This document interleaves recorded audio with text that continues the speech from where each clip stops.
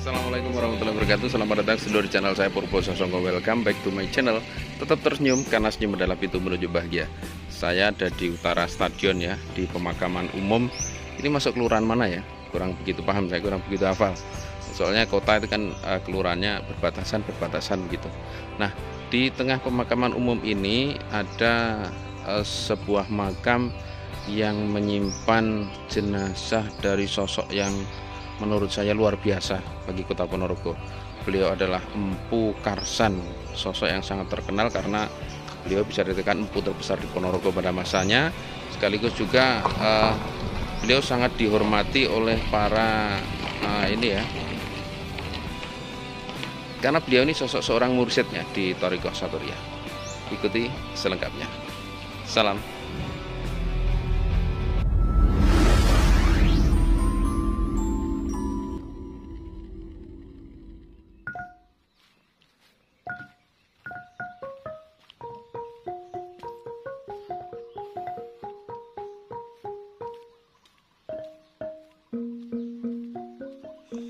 Salam, selamat berjumpa para pecinta sejarah Nusantara. Khususon untuk kali ini para pecinta Tosan Aji.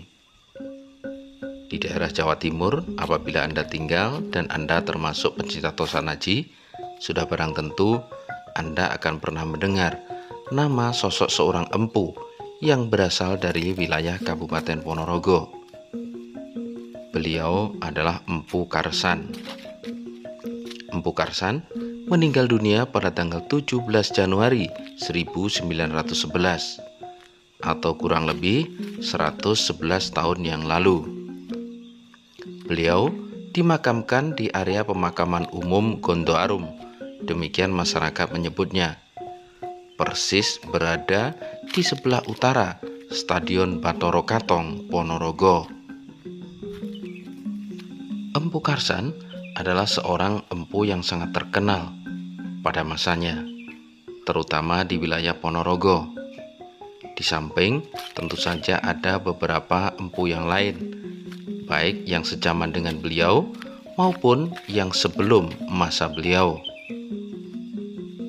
Ada Empu Salembu di Pulung, kemudian Empu Singgahan, Empu Cokro Menggalan, Empu Sunggingan di Carabak Selaung, ada Empu Coper yang terkenal bisa membuat meriam, kemudian juga ada Empu Sombro dan lain sebagainya. Sosok Empu Karsan tak begitu saja langsung menjadi seorang empu pembuat keris pusaka.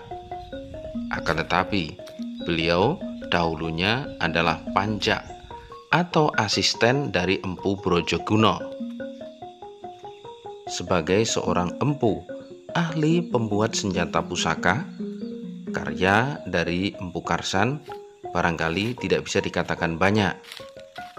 Menurut salah satu sumber yang dapat dipercaya, beliau membabar atau membuat keris sejumlah 164 bilah. Ini sesuai dengan jumlah persendian atau ros-rosaning menungso.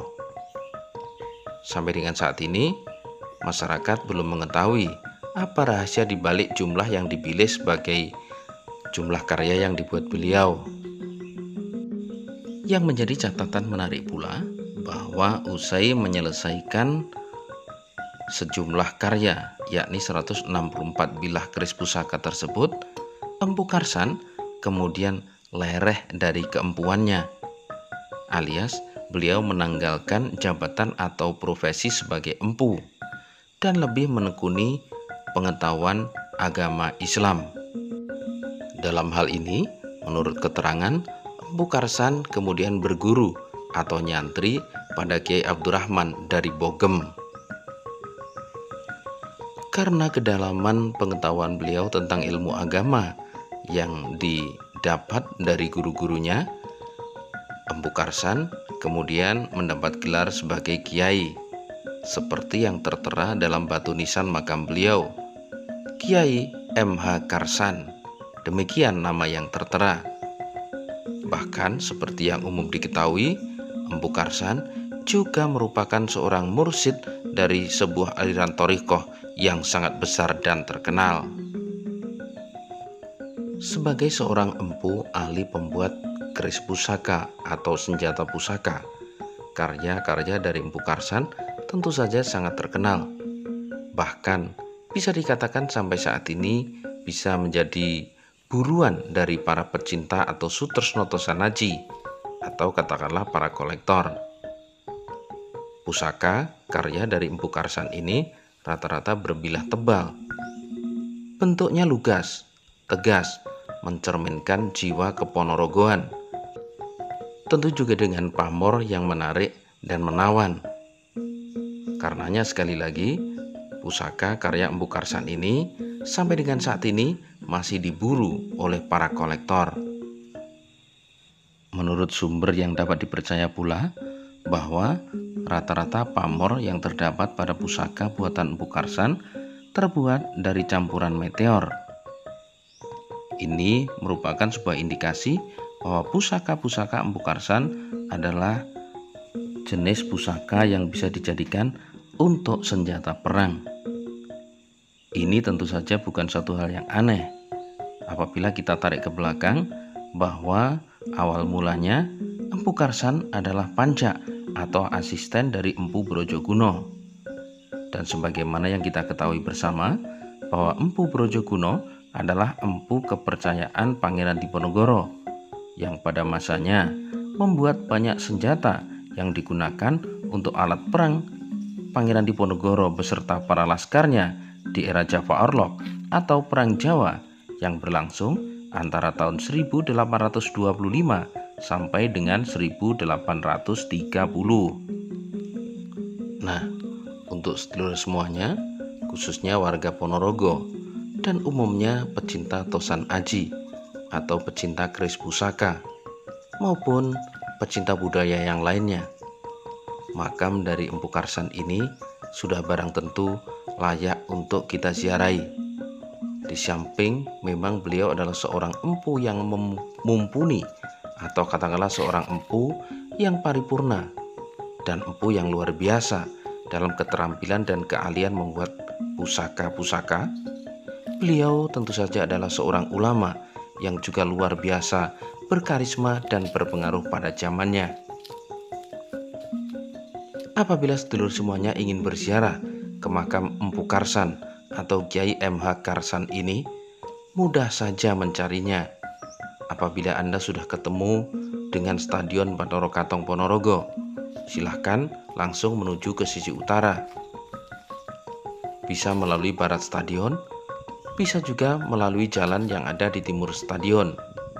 Yang penting, ketika sudah sampai utara langsung melihat ke arah pemakaman yang berada di sisi utara dari Stadion Kebanggaan Wong Ponorogo ini.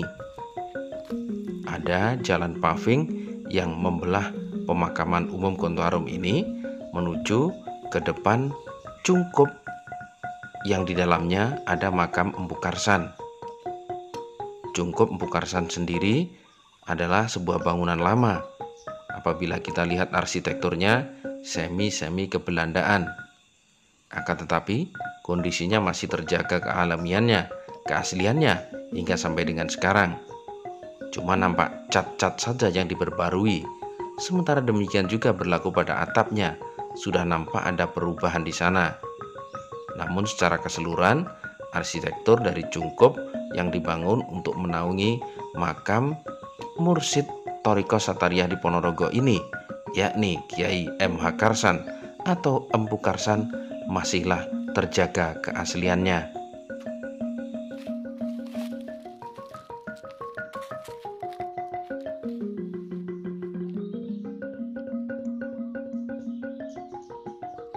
Oke lor, ini ziarah kita ke makam Kiai M.H. Karsan atau Empu Karsan. Beliau adalah seorang ulama besar, sekaligus juga beliau seorang empu yang sangat luar biasa.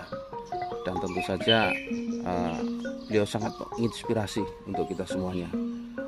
Apabila Anda orang Ponorogo dan belum mengenal beliau, saya sarankan cobalah untuk mengenal sosok beliau, karena beliau tentunya sangat punya jasa yang signifikan ya, utamanya bagi dunia Tosanaji di Ponorogo. Matur nuwun sudah mengikuti video ini, semoga bermanfaat. Assalamualaikum warahmatullahi wabarakatuh. Salam.